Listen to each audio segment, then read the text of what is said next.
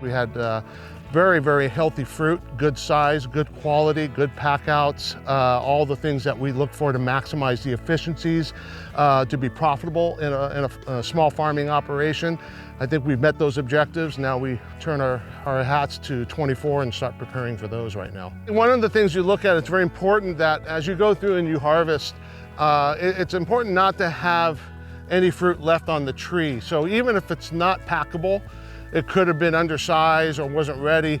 During the time of harvest, we're gonna knock that down and get it off the tree, because the last thing we wanna do is to have the tree thinking there's still fruit to produce for.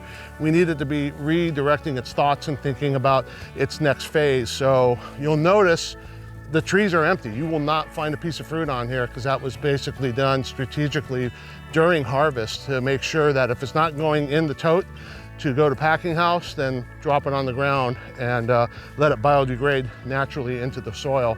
But if you look up, if you see the new sucker growth there, imagine getting a haircut in here, and it's gonna get a nice even haircut. So by tomorrow at this time, this will look completely different as we talk about the tree topping that will hit the entire ranch as we move into the summer months and into the fall.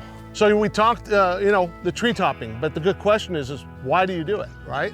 If we don't clear the tops out, allow sunlight to come in, that shading effect, if you don't do it, will literally cause bottom growth to die out. If you notice on the bottom here, how it's nothing there, there's no growth. That is an effect of shade out, and we're not getting any bottom growth, and that's not healthy, because you really want uniformity of fruit wood to be throughout the tree.